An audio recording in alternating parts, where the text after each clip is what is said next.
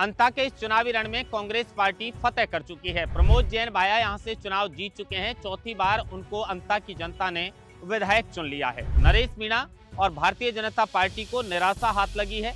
नरेश मीणा को यहां से 53,740 मत मिले हैं, तो वहीं बीजेपी के उम्मीदवार मोरपाल सुमन जो हैं उनको 53,868 यानी नरेश मीणा से 128 मत ज्यादा लाकर दूसरे स्थान पर बीजेपी के प्रत्याशी मोरपाल सुमन यहां पर रहे हैं। तो उसी के अलावा अगर हम कांग्रेस पार्टी की बात करें तो प्रमोद जैन भाया को 69,464 मत यहां से मिले हैं, यानी 15,594 के आसपास मत से प्रमोद जैन भाया बीजेपी से यहां चुनाव जीत चुके हैं और नरेश मीणा को तीसरे पायदान पर लाकर खड़ा कर दिया है। नरेश मीणा 12वें राउंड के बाद जब उनसे पत्रकारों ने पूछा तो उन्होंने कहा कि हमने मजबूती के साथ चुनाव लड़ा है, लेकिन उसके बाद भी भ्रष्टाचार की यहां से जीत हुई है। कांग्रेस पार्टी की मेहनत अंता के अंदर रंग लाई और सत्तारूढ़ी पार्टी ने धरातल पर संघर्ष करने के बावजूद भी यहां पर करारी हार भारतीय जनता पार्टी की हुई है। पूर्व सीएम वसुंधरा और मौजूदा सीएम भजनलाल शर्मा ने यहां पर रोड शो किया और अनेकों जो बीजेपी के नेताओं की फौज है उसको अंता में ले जाकर खड़ा कर दिया, लेकिन उसके बावजूद भी ये जो वसुंधरा सिंधिया की प्रतिष्ठा यहां पर दांव पर थी, वो कहीं ना कहीं वसुंधरा सिंधिया को भी यहां पर निराशा हाथ लगी है, क्योंकि बीजेपी लगभग 15,500 मतों के अंतराल से ये चुनाव हार चुकी है।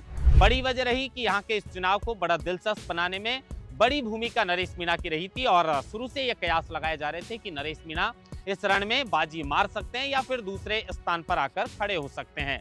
और बीजेपी को यहाँ पर एग्जिट पोल भी चुनाव में दूसरे नंबर पर या पहले नंबर पर बता रहे थे, लेकिन प्रमोद जैन भाया ने बाजी मारी और प्रमोद जैन भाया यहाँ से चौथी बार विधायक चुन लिए गए हैं। पहली बार 2003 में निर्दलीय के तौर पर प्रमोद जैन भाया ने परिसीमन के बाद इस सीट को जीता था। उसके बाद 2008 के अंदर कांग्रेस पार्टी के टिकट से इस सीट को जीता। 2013 की बात करें तो प्रभुदयाल सैनी ने बीजेपी से इस सीट को अपने नाम किया था। 2018 में अशोक गहलोत की जब सरकार बनी थी उस वक्त सचिन पायलट बतौर प्रदेश अध्यक्ष कमान संभाले हुए थे और उस कांग्रेस की लहर के अंदर प्रमोद जैन भाया ने 2018 का ये चुनाव जीता था। यानी 2003, 2008 और 2018 में 3 बार प्रमोद जैन भाया इस सीट को अपने नाम कर चुके थे, 2 बार कांग्रेस के टिकट पर और 1 बार निर्दलीय के तौर पर। 2023 में यहाँ पर जो विधानसभा के चुनाव हुए उसमें जो कांग्रेस के प्रत्याशी प्रमोद जैन भाया थे वो दूसरे स्थान पर रहे और कंवरलाल मीणा ने बीजेपी से इस सीट को जीता था, लेकिन 20 वर्ष पुराने मामले में उन्हें सजा सुनाई गई और उसके बाद में ये अंता का उपचुनाव हुआ। अंता के उपचुनाव में नरेश मीणा की एंट्री से मुकाबला त्रिकोणीय देखा गया, लेकिन अब फाइनल 20 राउंड के जो मतगणना है वो हो चुकी है और फाइनल नतीजे भी आ चुके हैं। कांग्रेस पार्टी में खुशी की लहर है। कांग्रेस के प्रदेश अध्यक्ष गोविंद सिंह डोटासरा ने जीत की बधाई प्रमोद जैन भाया को दी है और प्रमोद जैन भाया और उनकी पत्नी का कहना है कि विकास को जनता ने चुना है और कांग्रेस पार्टी ने जो विकास कार्य करवाए उनको मद्देनजर रखते हुए पार्टी को वोट मिला है। कांग्रेस पार्टी को जो है वो कहीं ना कहीं विजय अंता की जनता ने इस बार फिर से बना दिया है। तीसरी बार कांग्रेस पार्टी की यहां से जीत है, जिसमें प्रमोद जैन भाया यहां से जो है 2008 के बाद 2018 और अब 2025 के इस अंता के उपचुनाव के अंदर बाजी मार चुके हैं।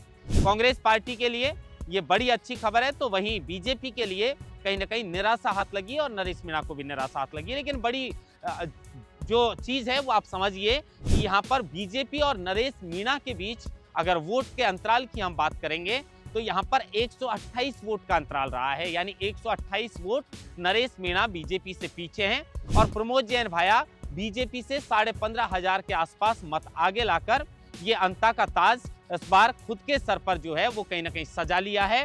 और अब राजस्थान की विधानसभा में अंता की जनता ने जो है वो कहीं ना कहीं प्रमोद जैन भाया को चुनकर भेजा है, जिनके ऊपर लगातार भ्रष्टाचार के आरोप लगाते रहे, तुष्टीकरण की राजनीति के आरोप उन पर लगते रहे, लेकिन उसके बावजूद भी कहीं ना कहीं नरेश मीणा को इसलिए भी ये हार मिली है क्योंकि वो चाहते थे कि इस सीट पर भले ही बीजेपी और मैं चुनाव जीत जाएं, लेकिन प्रमोद जैन भाया चुनाव नहीं जीतना चाहिए। लेकिन नतीजे जिस तरीके से आए हैं वो प्रमोद जैन भाया के पक्ष में आए हैं। जनता ने प्रमोद जैन भाया को जो है वो ये चुनाव कहीं ना कहीं जितवा दिया है। जिस तरीके से यहाँ पर वोट का प्रतिशत रहा 2023 के चुनाव के समकक्ष ये प्रतिशत रहा है, 80% के आसपास यहाँ पर वोटिंग हुई है। भारी बम्पर वोटिंग भी नहीं हुई और कोई कटौती भी जो है वो नहीं देखी गई। इस बात से ये कयास लगाए जा रहे थे कि 50-55 हजार के आसपास तीनों प्रत्याशी रहने वाले हैं और जीत का अंतराल 2-4 हजार का रहने वाला है, लेकिन भाया के नतीजे जो आए हैं उन्होंने सबको चौंका दिया है।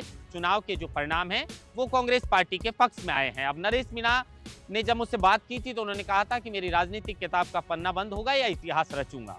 अब देखिए, इतिहास इस बार नरेश मीणा ने नहीं रचा है, लेकिन भारतीय जनता पार्टी ने इतने बड़े नेताओं की फौज अंता में उतारने के बावजूद भी वो नरेश मीणा के बराबर वोट लाए हैं। तो इस बात से ये भी पता चल रहा है कि नरेश मीणा ने ये चुनाव मजबूती के साथ जो है वो लड़ा है। चुनावी रणनीति नरेश मीणा की ठीक रही, लेकिन उसके बावजूद भी नरेश मीणा के मुताबिक उनकी हार और भ्रष्टाचार की अंता में जीत हुई है।